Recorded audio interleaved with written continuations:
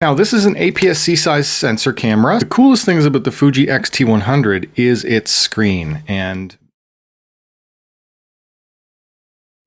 hello folks, welcome to Netcruzer Tech. This box here contains a new camera, the Fuji X-T100.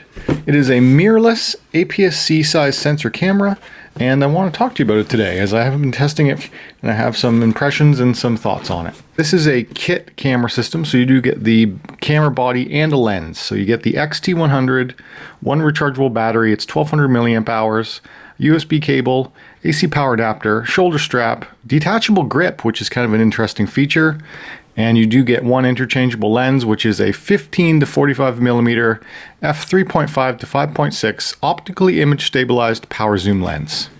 So here is the camera, and it is styled very much like a vintage style film camera.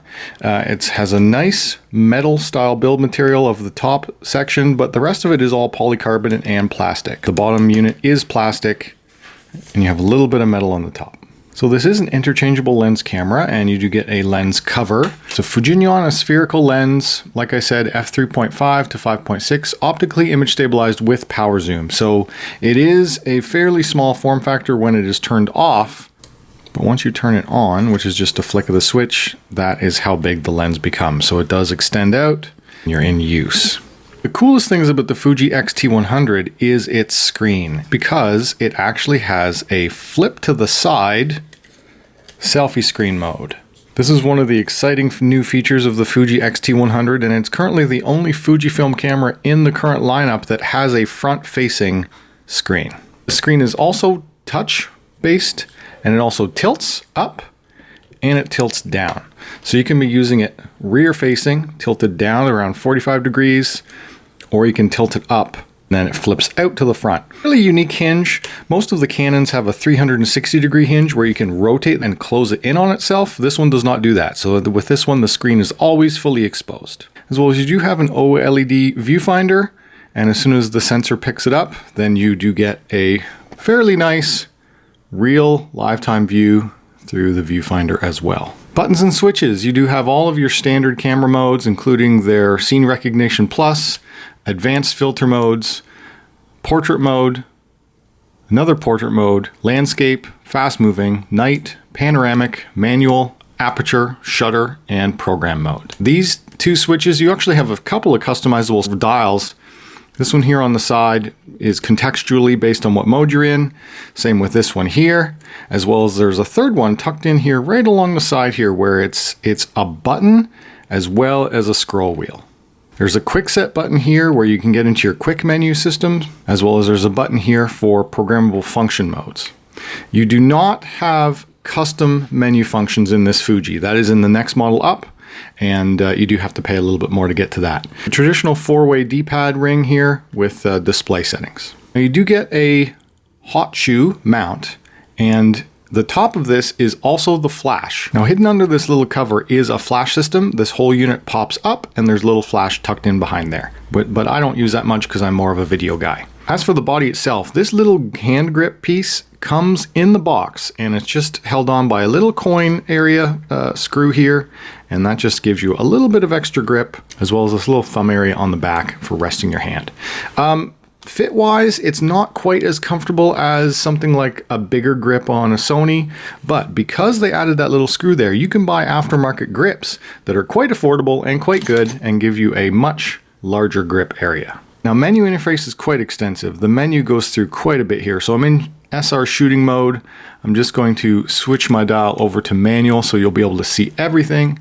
And I'm going to go into the menu, and here's manual settings. Now, there is so much here, I can't get into it all, but you do have autofocus, manual focus. You have how the autofocus works when you're pressing or half pressing the shutter. You have self-timer, time-lapse modes, long exposure modes, noise reduction. Fuji also has a lot of film equivalent modes where you can change the look and the feel of the camera based on its film simulation. So we're currently in standard mode, but it also comes with sepia, standard, Velva, which is their vivid mode, Asta, which is soft, and classic chrome, high negative, a couple of different monochromes with different filters, and you can take artistic photos directly in camera using the film equivalency modes. For video, this camera shoots in 1080p 60 frames a second or 4K, but 4K is limited to 15 frames a second, which is disappointing. The type of interface you get on the screen is customizable, so I have it set up right now where I have my rule of thirds grid, I have a level line, I've got a histogram, I've programmed this so that I have a lot of data on the screen, and you can choose this to be as minimalist, like this, or if you just want data and you want to be looking through the viewfinder, you can have it like this. And there's a lot of programmability into this camera. One thing I did notice after using it for a couple days is that this is a very powerful camera when it comes to tweaking the settings for video and for photography. But out of the box, you can also use it fairly effectively. It's not that intimidating to learn and just use it.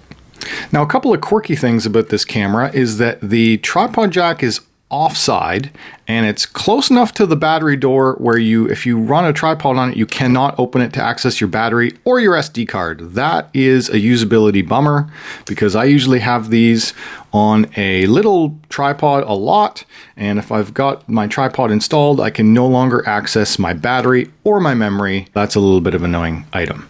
Also, when you're playing back video on the camera, this is the speaker and it is very poor quality, very tinny audio playback. Now, this is an APS-C size sensor camera, and the optical image stabilization is all in the lens. There's no stabilization in the body optically, but there is a very good digital image stabilization system that seems to work a little bit better than I've experienced with either Sony or with Canon. So overall, stats-wise, you're looking at very good video quality resolution as well as stability, and you think it's all great because it also has phase detect autofocus, which should work as well as Sony and Canon, but it just doesn't. That is the Achilles heel of this camera, where if you do want to be using it for video, it has unreliable focus.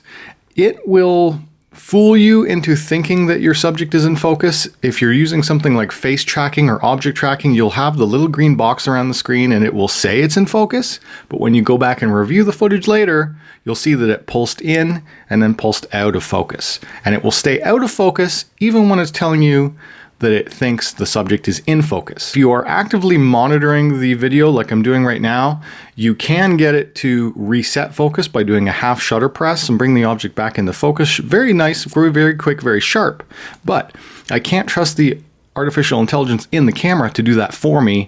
It had to be something where I was actively monitoring it and making sure that it's in focus, because I cannot trust what the camera is telling me. So overall, I have found that the picture quality out of this camera is the best that I've experienced. If you are a photographer, this camera is excellent. I would highly recommend this, but if you want to use it for video, even though it has things like a selfie screen, and something also that I did not mention is that it also has a microphone input jack as well. Now, the mic input jack is a 2.5 millimeter, so you do need to adapt it. That's a little annoying, but you absolutely can run external microphones on this, and you can also adjust mic gain through the body. I did not test external microphones because I do not have that 2.5 millimeter adapter, so any footage that I'm showing you from this camera was recorded with the inbuilt stereo microphones on the top. So overall, if you are looking for a nice vintage looking camera for photography mostly, with a little bit of video on the side where you're going to be behind the camera and actively monitoring the focus system, I still would recommend this camera. It's been dropped by a couple $100s recently on sales. You can find it. The kit lens is adequate, produces very nice depth of field, nice quality, but there was one thing also with the video is that it zooms slowly. So if I switch over into video mode and the record button is on the top here, you have to long press it for 1 second to get it to start a recording. And then once you do, this is as fast as you can zoom. It's as fast as you can go, as opposed to this camera that I'm recording on now is from 2012, and it's a Sony, also with a power zoom lens with very similar statistics, and look at how quickly I can zoom this one. It's almost instantaneous. That was another downside to video shooting with the Fujifilm. Alright guys, so as much as I wanted this to be my new camera to replace this Sony, which is starting to have some problems, its battery dies very quickly, the lens has some issues, I'm looking for a equivalent better camera to replace this one, which is being shot on right now, which is the Sony NEX5R. And I thought that this Fuji X-T100 would be a close competitor and superior upgrade, but yeah, it just from a video perspective, it just doesn't cut it. It's not reliable enough to be using as a studio camera where I'm the subject and I'm trying to let the camera do all of the auto-focusing for me. All right, guys, if you enjoyed this video, hit that like button. If you're new around here, subscribe. If you want to talk to me, leave a comment down below. And as always, thanks for watching.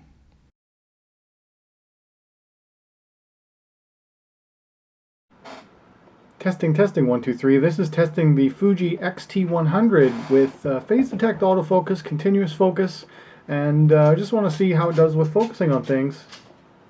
It takes a minute, but I can certainly focus in closer than my Sony can. And then it takes a second to lock back on your face. Anyway, we're just going to test out the audio, the video quality, face tracking. It is doing a pretty good job tracking my face.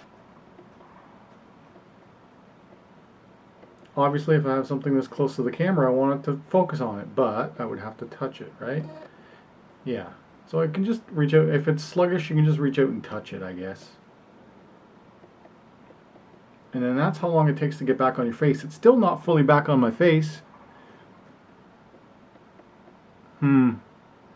Inconsistent. You see how sometimes it's fast, sometimes it's slow. I'm waiting for it to autofocus on this. It just won't, so I'm going to tap it.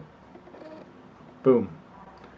It's really fast once it knows what to do. Problem is, it doesn't always know what to do. Alright, now we're trying it on a multi-level focus. I've changed some settings a little bit. It was on area focus before, now it's on multi-focus. Lighting conditions have changed quite a bit, but let me try and improve that.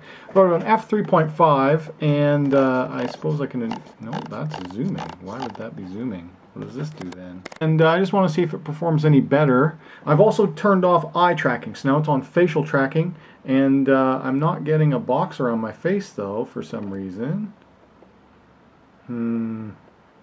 Really? It's just locked onto my face now. And then take it away, and we get face tracking. Is it any better? It's still kind of like contrasty. Where's my EV? Why can't I turn up my EV? Is that what this does? This is what this does. Yes, I can turn up EV that way. Ah, there we go. So yeah, I can just do EV compensation. Come on, focus. I'm going to turn back on eye tracking. It seemed to do better with eye tracking on. Now we're a little bit overexposed, so I'm going to drop it down to +1. Yeah, f3.5 +1. And then still can't really get it to lock onto this guy. I need to get out of the shot, I think. Still in the shot because the wide angle, the lens is so wide. That's why I do like this camera. So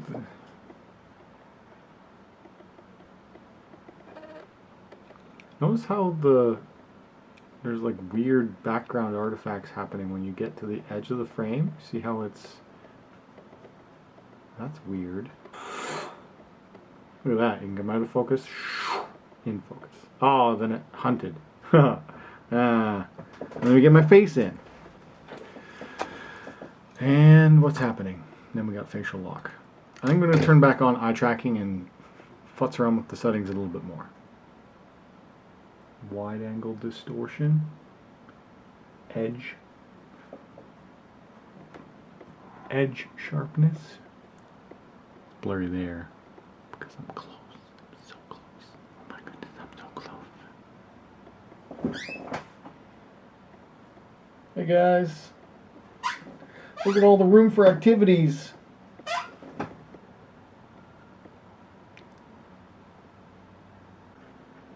Alright, now we're in SR auto mode, and yeah, you can still boost up EV. This is probably the best thing that I can do for it, is just put it in the artificial intelligence mode.